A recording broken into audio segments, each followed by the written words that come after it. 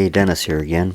I promised a while back that I would try to frequently do a video about some of my treasure and artifact hunting adventures that I've had in the past, and it's been a couple weeks since I've done one. And what I want to do tonight is just share a few recollections with you that are so special to me, and about some people who were very special to me.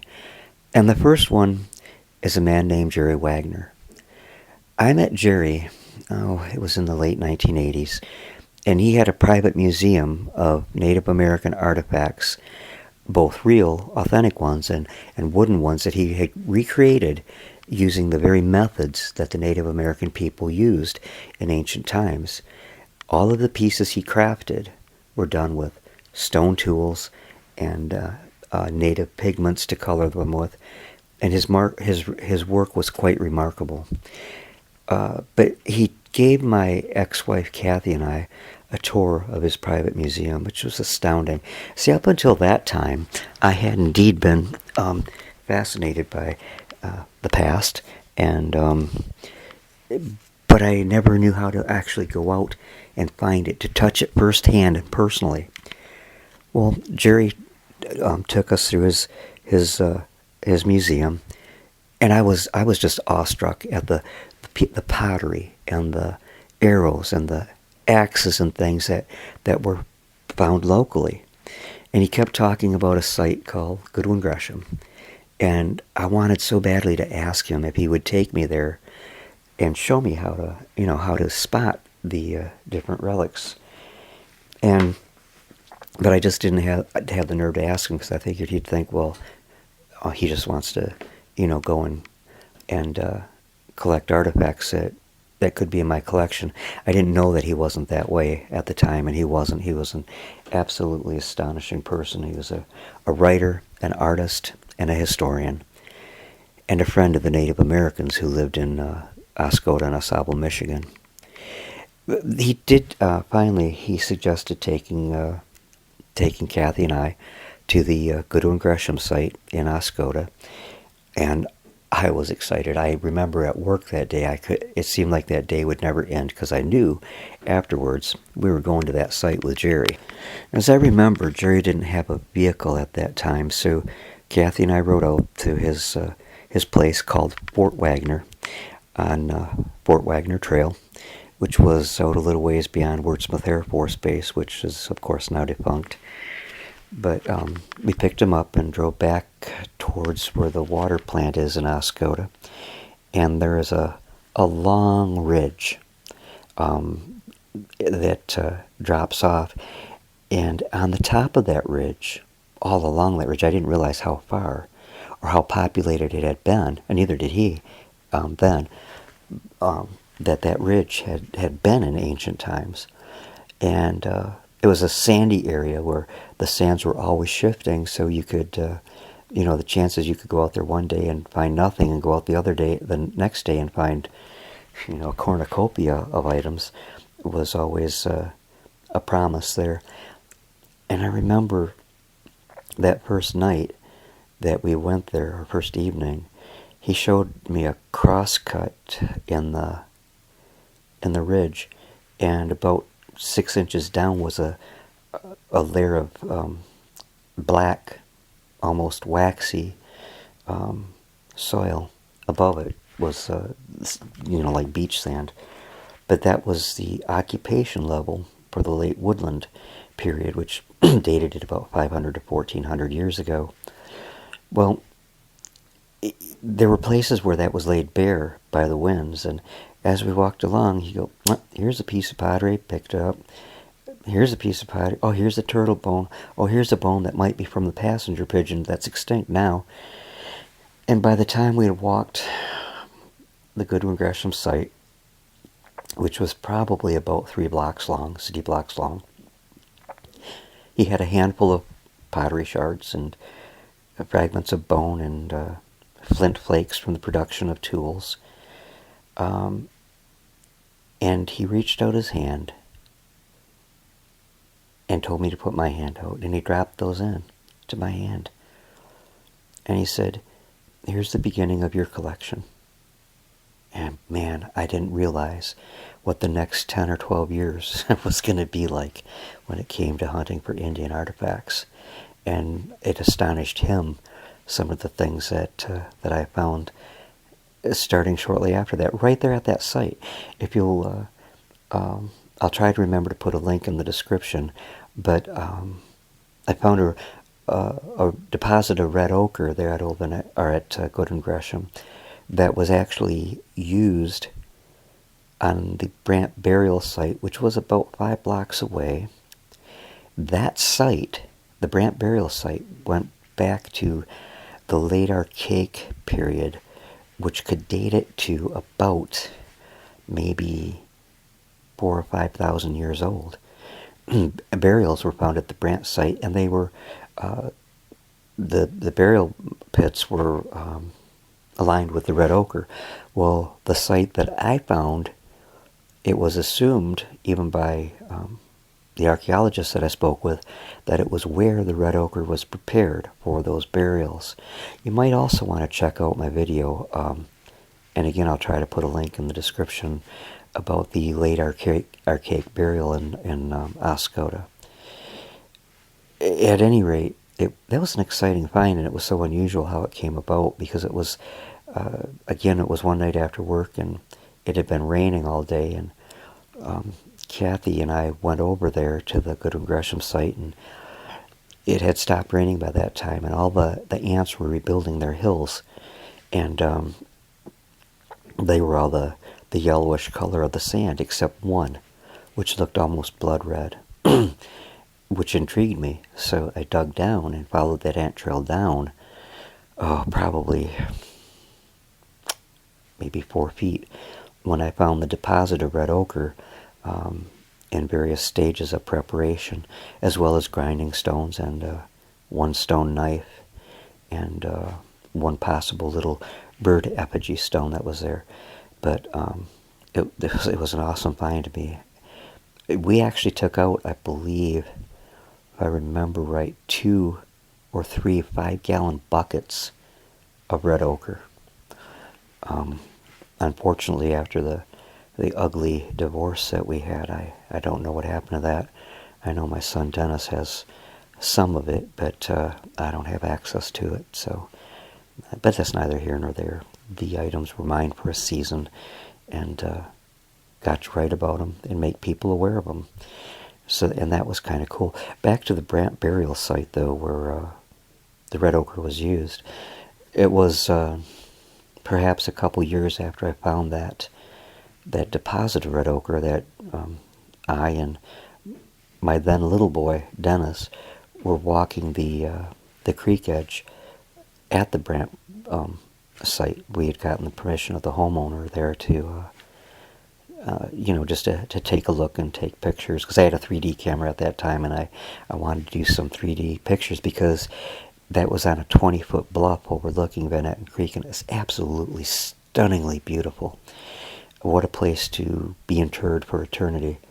And I remember as I looked over the edge of the bank, the sand about 6 feet down was all stained with red ochre, and there were human remains falling out of the bank down into the river below. But it was an exceptional sight that I'll never forget. And I had some really great photographs of it, but those 2 were lost in what was a very ugly and nasty divorce years later. I don't know, maybe she still has them. But there were a lot of other finds, though, that were made at the Goodwin Gresham site. And the thing is, that site had been hunted by collectors as early as the 1920s with John Smith and the Bissonnettes, and later Jerry Wagner, and then Kathy and I.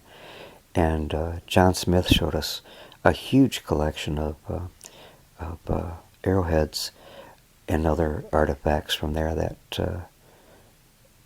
dated, again to the late woodland, and some of them dated to the middle woodland, which of course made them closer to 2,000 years old. And you can tell here on the Michigan sites, you can basically ascertain the age of a site by two things the average person can use, and that is how the notches, or lack thereof, on the arrowheads, how they're made.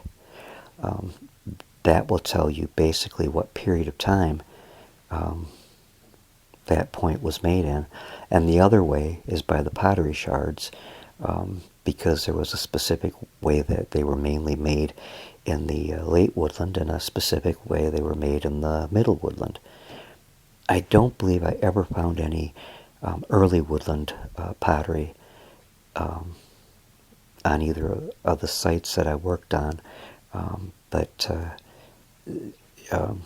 it was rather widely dispersed in the early woodland. It was just coming into the area, and it had a profound effect on the people, because it allowed wanderers and gatherers to be able to have a more sedate lifestyle, where they could gather food and store it in pottery vessels that they made themselves. The pottery always fascinated me because there was such an amazing variety of it. We found the remains, judging on rim shards, of over 1,400 prehistoric pots at the old Vanetton Creek site, which was not very far from the Goodwin Gresham site.